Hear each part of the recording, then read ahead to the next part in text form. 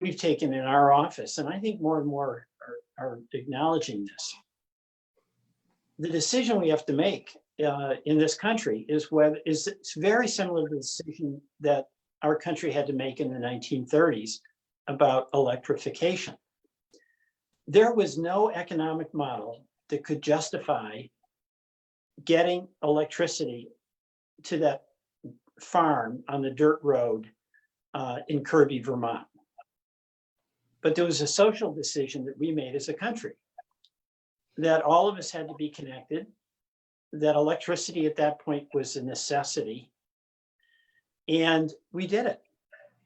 And it was a decision that was made collectively, and then it was implemented over time, and we achieved the goal of rural electrification. The internet is very much the same. It is not a luxury. It's not optional. It's existential.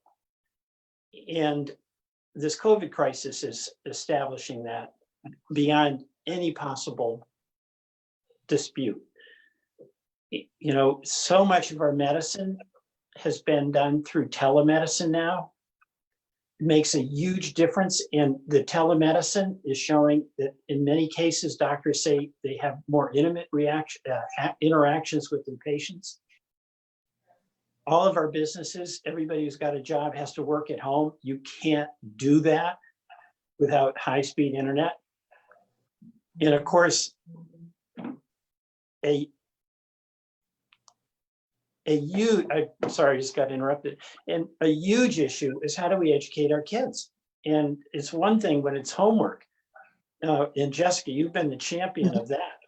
But now it's schoolwork. It's all day. It's not the homework. It's the daily instruction that parents are having to do. So the COVID crisis has just made this argument that we've been making that we have to have rural high-speed internet. It's not optional. It's essential. And the purpose of our call is to discuss that and focus attention on it. And I can tell you in Washington, there's much more focus on it. And one of the things that I find very, very reassuring and gives me some confidence that ultimately we're going to be successful is the conversation we're having here with folks from the Kingdom East Supervisory Union. That's a conversation that my Republican colleagues are having in so many of their districts. The challenges that we're going to hear about you facing are identical to the challenges that parents, that superintendents, and educators face in all of those communities. So that's by way of introduction, my comments. And now we are so fortunate to have on this call with us one of the most effective and widely respected public servants in Washington, and that's Commissioner Jessica Rosenworcel. And aside from the fact that she's really smart, really experienced, really effective, speaks English, she's direct, she gives you a straight answer, and is always thinking looking a little bit over the horizon to where we need to be. She has been the fierce and consistent advocate for addressing the homework gap. And she's made trips to Vermont before to discuss the homework gap. And she's here with us again via this call. She also has some roots in Vermont, does a lot of skiing up here. And Jessica, we really appreciate that. But I just want to say to you how much a pleasure it is for us to have you as an FCC commissioner with your enormous experience, and you're so grounded. You've got children of your own, you know it as a parent. You're somebody who knows communications, policy, and law inside and out, and we really need that. But your orientation on the policy, that we can't leave rural America behind, it's so essential to have that voice in the Federal Communications Commission, and in you as a commissioner, we have that voice. So Jessica, thank you so much, and I'll turn it over to you.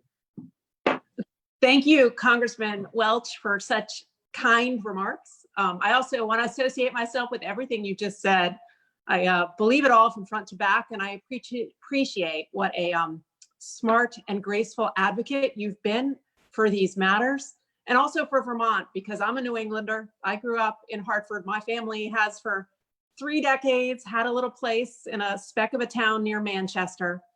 And that's where I go spend my holidays and summers. And so Vermont is near and dear to my heart. And it's also always been apparent to me that the state is not fully connected.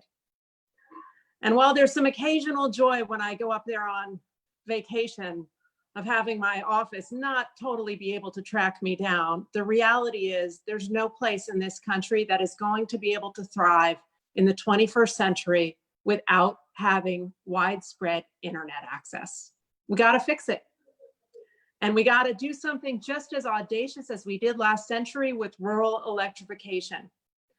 And for people who aren't too wonky, the way I always try to talk about it is something simple. I talk about homework.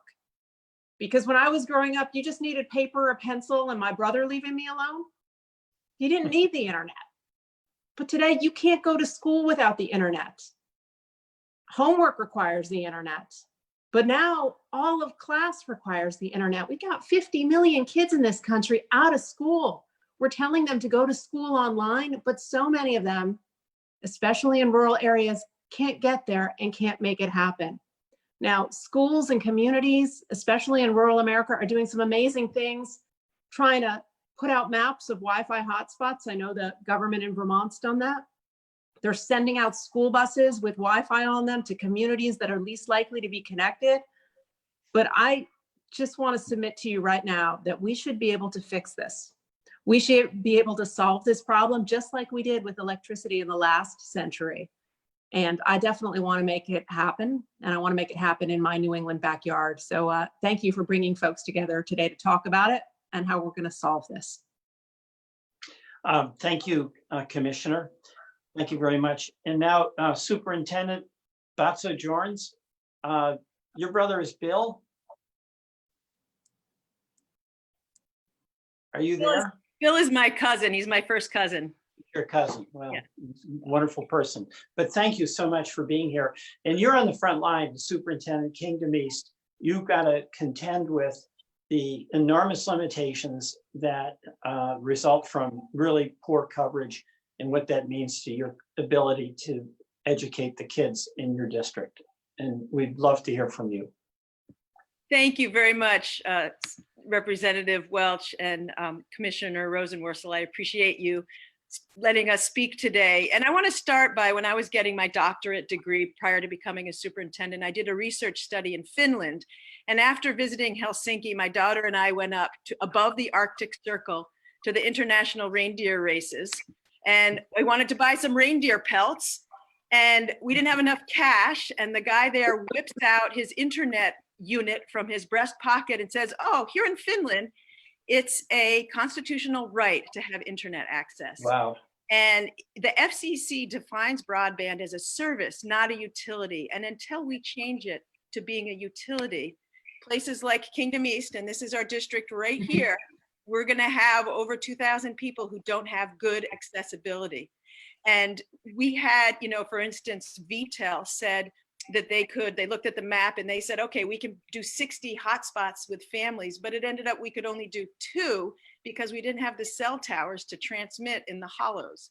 And our children need to do their homework. They need to be able to be actively engaged in school, just as everybody else is. And right now, Velco has the ability, the utilities and the transmission poles and the fiber assets to do this.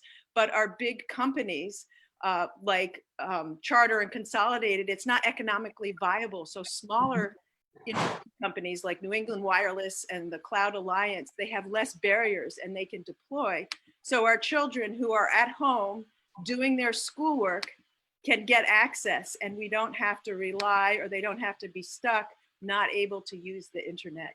And we have between 40 to 90% of our children on free and reduced lunch.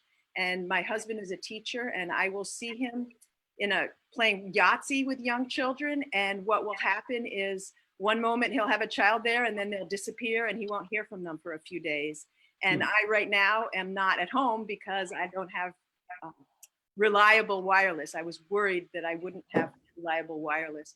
So as we consider what needs to happen, we need the finances to run the the towers so we can get these access points so that all of our children, it's really an equity issue. And in times of crisis, those who are hurt the most are the people who live in poverty.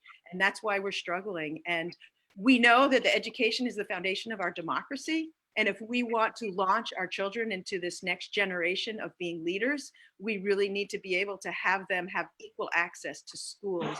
So those are my general comments, and I'll turn it over to Sophie Branson-Gill and Lori Mawhinney, who are amazing parents, teachers, community members, and can give more firsthand experience. So thank you. Yeah, thank you very much for that. Sophie? There we go. Everybody hear me okay? We do, and we just for the other people, I understand you teach 7th grade. Yeah, so I have prepared, I've written something because otherwise it will all fly out of my mind as I'm talking. Even when I was on the phone with Megan yesterday, I was like, oh wait, I wanted to say this and this. So I've written it down. So please excuse me if I read while we're chatting, but I just wanted to start by saying thank you for including me. I'm really excited to be a part of this conversation and also really honored to be a part of it, and to know that there's somebody looking out for our little corner of this country. And it's a pretty amazing little corner to be in. And it's finally sunny and warm, so we're happy. But I am a middle school humanities teacher. I'm also the president of our local union. I'm a mother, a wife, and a community member here in the Northeast Kingdom. And I've seen the impact of inconsistent or unavailable broadband in every part of my life. Even driving here to the grocery store, 15 minutes, cell service drops twice. So, hotspots, not the solution for us. But today I really want to talk specifically about teaching and how the lack of access to reliable and affordable broadband is impacting our school community. So what I love about our schools in Kingdom East is the fact that they create the opportunity to level the playing field for our students, for our families and kids. They walk through the doors of our buildings and they have opportunities. They don't just come to class, they have access to books, technology, art, music, athletics, after-school programs, counseling, nursing, healthy food, and adults who care. They might say a little too much sometimes, but we do. Our school is not just a place they go to learn and take tests to show how good they are at taking tests.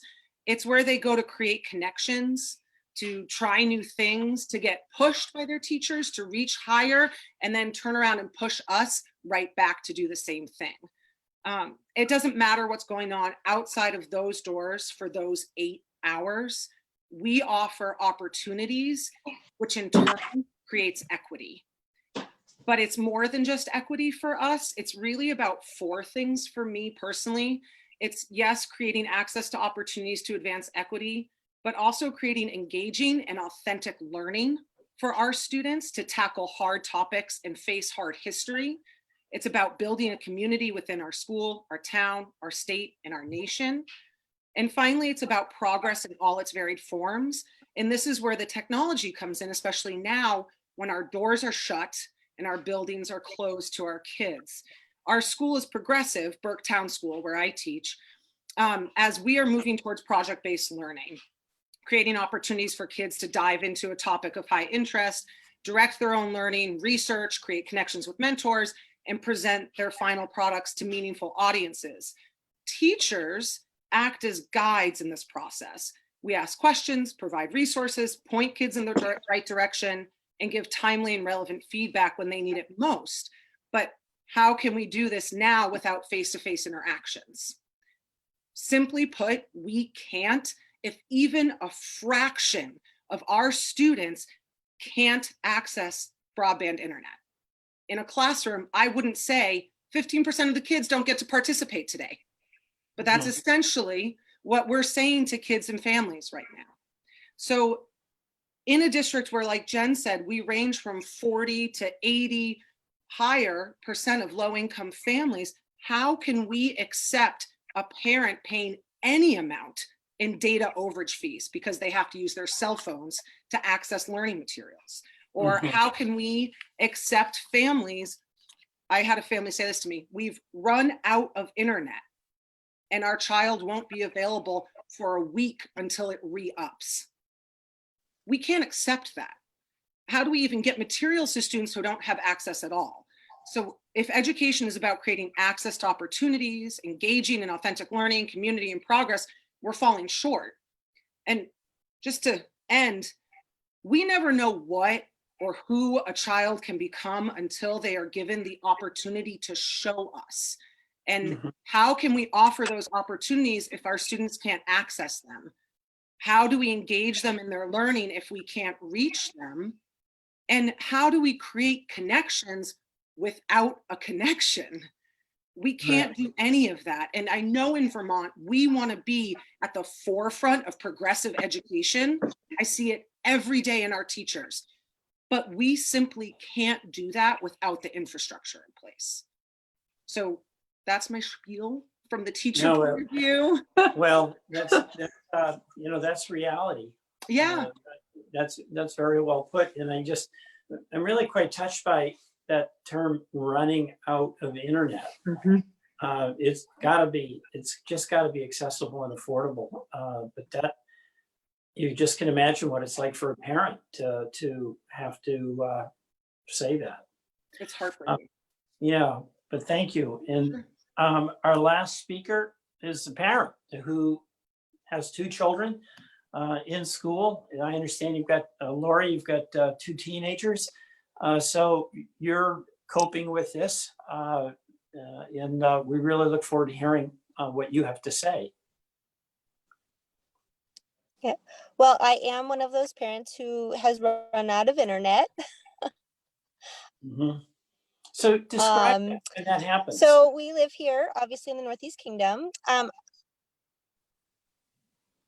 Our internet is technically billed as unlimited, but once we use the data that we paid for, it throttles. Can I interrupt for just a second? My understanding is that you're in your car outside of school because it's the only place you could get coverage. I am.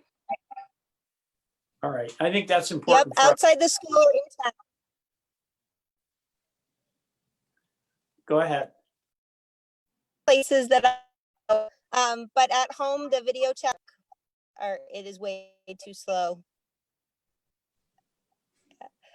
So I actually work at the school, which is partly why I end up here. It's a comfortable place for me. I know where it is, and I've actually a little bit here and there delivery that we've been doing about meals a day, right? And I've been helping coordinating that in the bus to list stuff. While I'm here, thankfully I have big kids that I can leave at home to work on their schoolwork.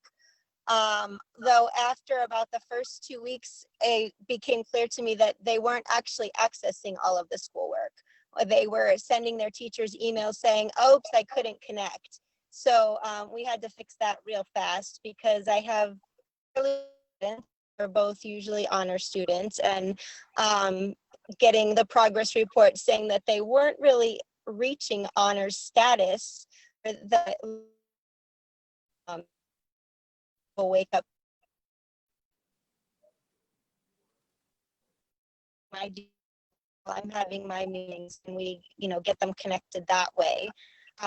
So normally in a given day, we do have internet. And I know there's a lot of people in our area who don't even have that. We do, we choose to pay for it. But it does have a data cap, or it slows down to pretty much speeds. You guys remember the modem with the ding ding and like the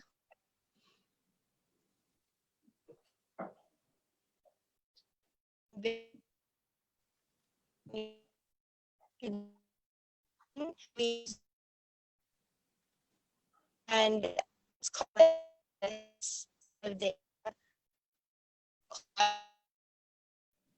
in any way that is that uses a lot of data. We actually, as I said, we were out of data the first 3 days of the school closure. We had run our, thankfully our provider is prioritizing right now activities that it deems as a business. So I'm able to get a little bit usually. Before the school closures, we, my husband works, I work, my kids are both at school. So we had pretty good access to fast internet when we needed it for most things. And we were able to download things at those locations and then bring them home with us. But that was when we could go in the building and we could sit and be comfortable at the library, or we could go to the local coffee shop. When it was still snowing and cold and the only place to be was if you could sit in your car outside of some place, that was not great. And now it's actually kind of toasty. So I'm ready for buildings to be open again. I'll say that. We did recently some of our cell phone plans, but we do not have hotspot availability. We'd have to pay more to do that. As Megan found out when she tried to contact me yesterday, I was at home and the call did not stay connected the entire time. We had, are you there? Oh wait, I'm back. Hi. We just don't have great service. It's not good coverage. So I would love to see some better connectivity. The fact that like 2 miles from my house, we've asked them several times if they could just, run it up. We would love it. That's what we had when we first moved here, or the other house we lived in, and it was fantastic, like actually being in the 21st century. But now we do not have that accessibility. Well, thank you so much. And we got a little display of the quality of the connectivity that you have. It was a little sketchy in and out, but you were terrific. I want to go back to well, and this is good connection. What? Well, thank you. This is the good connection. Well, it's remarkable, and we've got it. We're here now because we've got to fix that. I want to go back to Commissioner Rosenworcel. You've been on the forefront of this for so long. One issue obviously is money, but there's policies that we've got to pursue.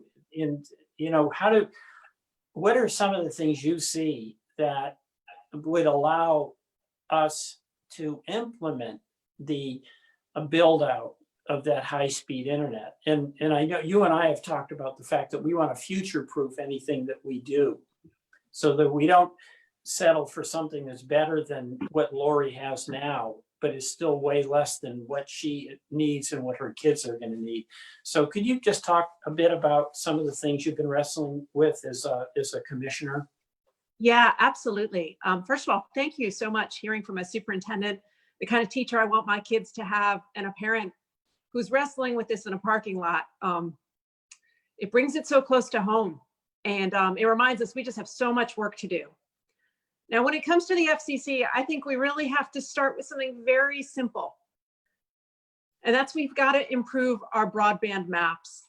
Right now, the FCC collects information about where broadband service is and is not all across the country. And it makes this assumption that if you have a single subscriber in a census block, service is available throughout. So if you've got the subscriber on a historic downtown Vermont Main Street, we assume that in the hills nearby, there's service too. So we systematically overstate service in ways that are especially cruel to a state like Vermont. And the bottom line is, you cannot manage what you do not measure. And if we don't measure where service is and is not accurately, then we can't figure out where to direct federal funds to help solve this problem. And all of our official maps say Vermont has a whole lot more service than my own lived experience in the state. So we've got to fix that. I mean, the good news is Congressman Welch worked with his colleagues in a totally bipartisan way to develop a new mapping structure in a bill called the Broadband Data Act. The president signed it into law in March. The not so good news is the FCC is not yet at work on how to fix it. And I really think that's the first job, because you've got to show where the gaps and holes are, so that we make sure that federal funds are directed to the right places.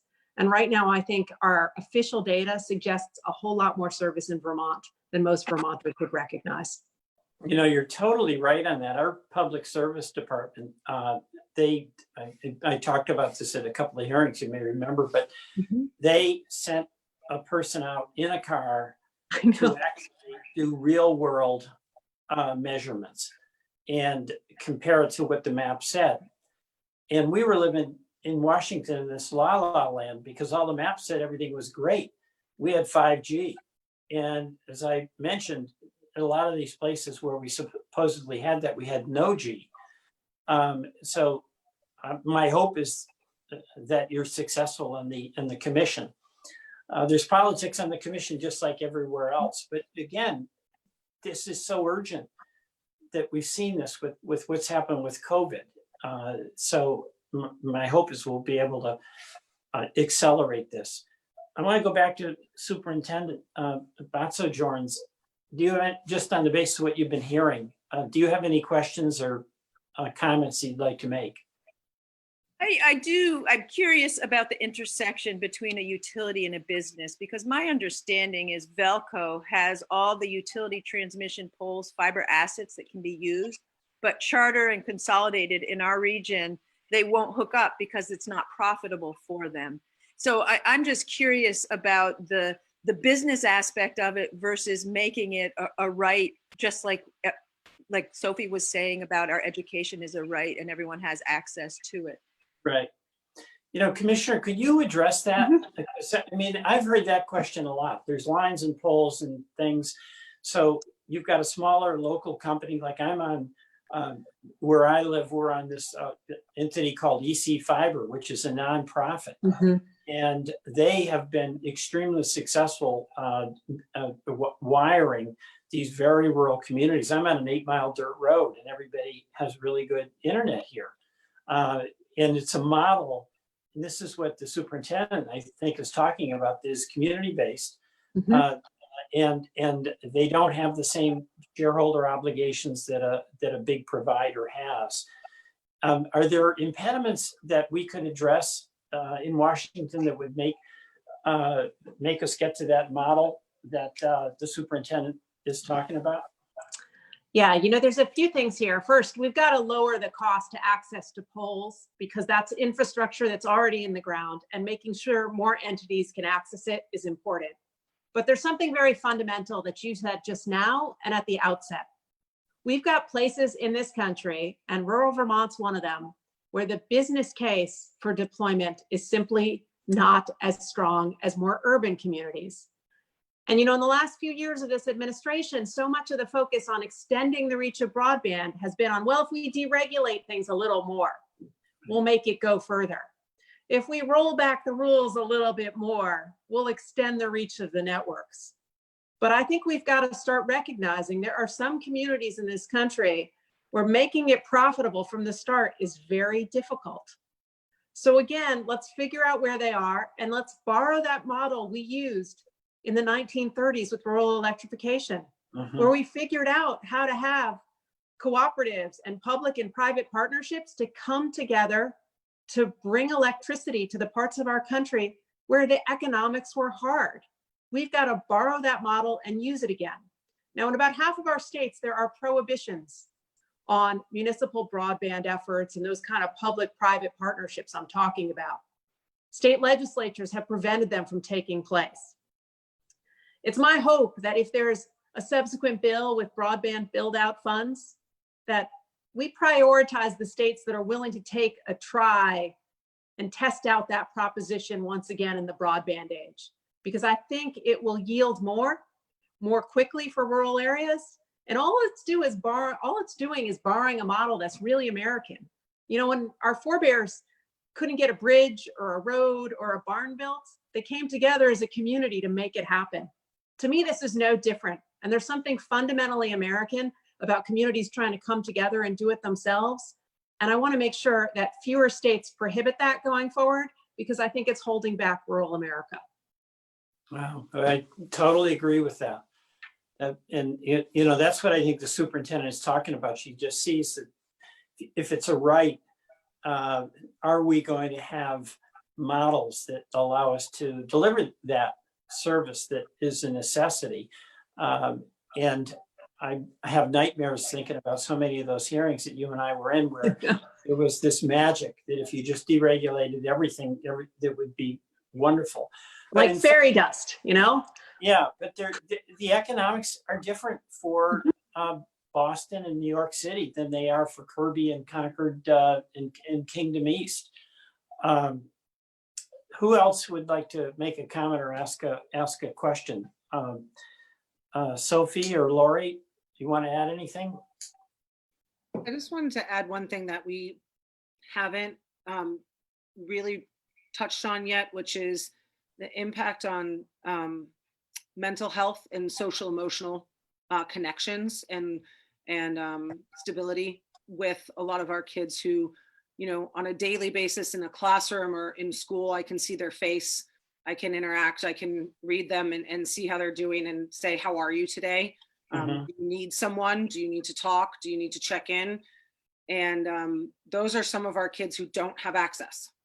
And that kind of emotional well-being, that ability to check in and touch base with a kid or a family, that's one of the things that actually keeps me up at night, is worried about those kids and how we reach them. And, you know, even just less than a mile up the road from me, there's no internet. And I know there's a kid there who I need to talk to and I want to talk to, but I can't get them. So you're saying that really tends to reinforce a sense of isolation and separation? In a way, Congressman, that I can't even express. Kids checking in who now are just lonely or worried or unsure or stressed, anxious, and their usual support systems are gone. Wow, amazing. And it's just, I think that's really important. You know, the academics are very important and the opportunities are very important, but that social emotional well-being is. Yeah. Well, I mean, you all kids need some confidence, right? I mean, in order to then be able to learn. I mean, that's pretty powerful what you're saying. Lori, you still there in your car outside school? You want to add anything? I know I'm here technically as the parent, but also as the person who works at the school, jumping on that. One of the big concerns that we've had going through this is that connectivity for students who have special needs educationally, that are receiving services through the school. And some of those kids, we do not have either good contact or sometimes any contact with in this. I'm fortunate that I have bigger kids. I know many of my colleagues who are teaching or working at school and also have their kiddos at home are trying to juggle a lot of that. I know that we have students at home who have multiple students and one computer. So even if they do have some internet, having connectivity to that and making a schedule for accessing is very difficult. So there's a lot of hurdles to this, but getting that main connectivity is kind of the first one, I think. Thank you very much for that. We do have some reporters that are on the call, and if any of you would like to have a question, go ahead. We've got a few more minutes.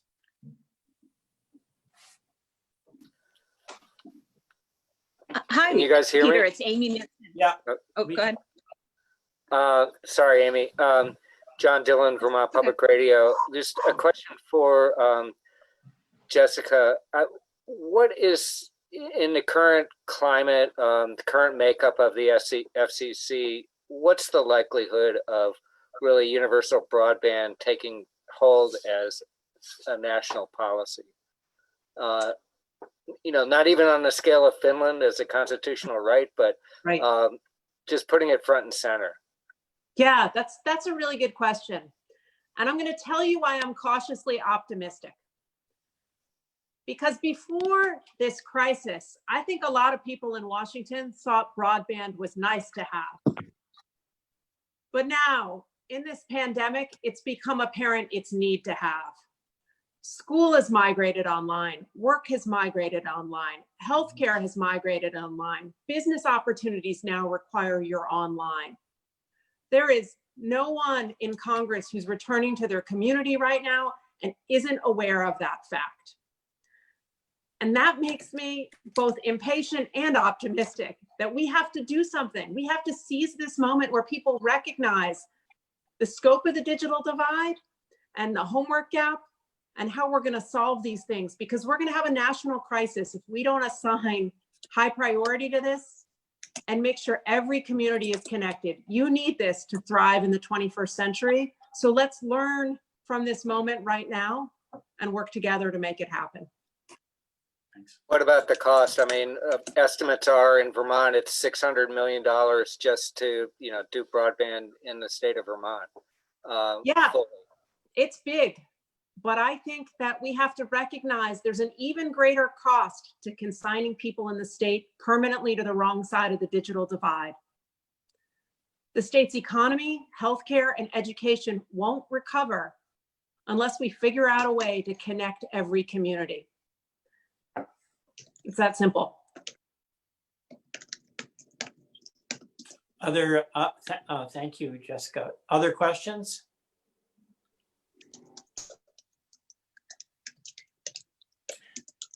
Anybody like to just say a few parting words? Superintendent? I think Amy Nixon from the Caledonian had a question. Do you, Amy?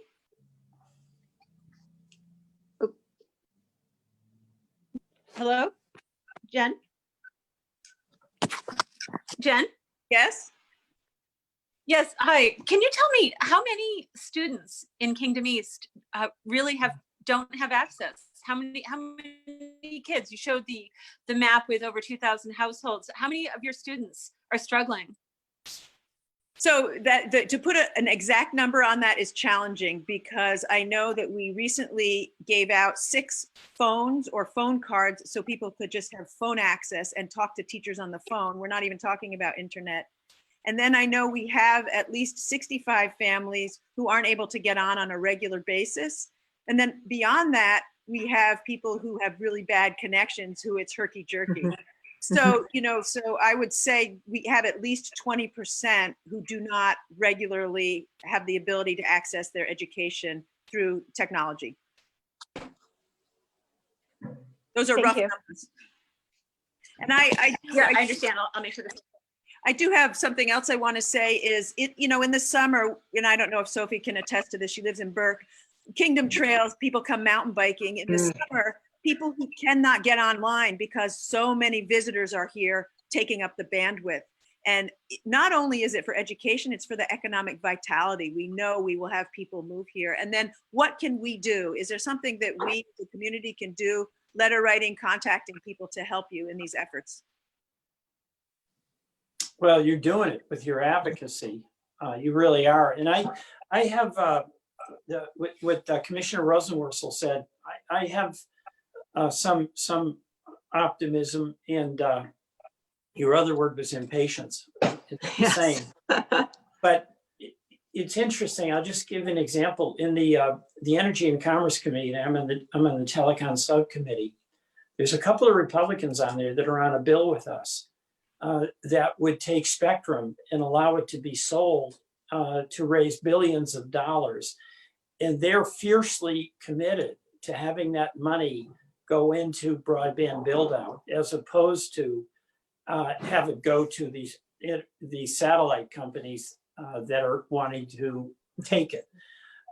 So there's an aggression about getting that funding that would be deployed to get broadband out on the Republican side, not just on the Democratic side. And that's in the relevant committee, the Communications and Technology Committee. But I also do think, it's been, for me, talking to so many folks that are doctors, a lot of the hospital providers, they are visiting nurses. They are so thrilled finally that they can get reimbursed for telehealth. That was something that we did on an emergency basis. And they're talking about how much it helps their patients and helps them. And then, of course, everybody's working from home. You can't do it. I mean, I'm working from home. I couldn't do it if we didn't have EC fiber with this high-speed internet. And of course, you guys are teaching, parents are all teaching from home. So all those things that each of you has experienced and we've all mentioned, that's a powerful force. What we have to make certain of is that we just don't get left behind. And the unity of rural America can include red and blue states on this issue. So Commissioner Rosenworcel, you're Yeah. you're the farthest away, but no farther am. than any of us in the ether. And I again, I just want to allow you an opportunity to sum up your thoughts. You're going to be continue to be a major player in our country on this issue, and it's just so reassuring to us to know how committed you are and how longstanding that commitment has been. And I'd like to give you the opportunity to make some parting comments. Sure. Well, thank you. And yeah, no, I've been a long-standing crank on this issue, but I think that this crisis is really demonstrating how important it is. I do want to respond just to what the superintendent said, because there is some near-term effort right now. There's a program called E-rate. It's been around since 1996. And in 1996, I had an AOL account and I was proud of it. It was a long time ago, right? We called the internet the information superhighway. But in 1996, Congress saw that it was important to support our nation's schools and libraries with internet access. It was key for education. And now, of course, education is no longer happening in the classroom. So there is a movement that was included in the HEROES Act that the House voted on last week. And there's a comparable bill in the Senate side to make sure that that E-rate program, which has supported internet connections to schools since the 90s, can now help support more internet connections to students at home. Now, in locations where you don't have the infrastructure, I'm going to acknowledge that's hard. But what I see in that legislation is a recognition that every student needs to be connected to have a fair shot at digital age success. And I'm hopeful that that kind of legislation that updates the E-rate program is the start of a bigger effort to make sure that no child's left offline and that we connect every community everywhere. Well, thank you so very much. I really appreciate it. Commissioner Rosenworcel, Superintendent, thank you. And Sophie and Lori, really, really appreciate it. This is very helpful. There's work to be done. And Jessica and I will be in Washington doing everything we can. And each of you will be here in Vermont. And by the way, in Vermont, we got about over $1 billion in the CARES Act, and we're hoping for more, and there's some flexibility. So this debate is also going to occur in Montpelier about how and whether some of that money should be used to help extend broadband. So I want to thank each and every one of you and wish you a beautiful rest of the day here in sunny Vermont. And I don't know what it's like in DC, but we're pretty happy with our weather here today, Jessica. Bye-bye. Bye-bye. Take care. Bye-bye.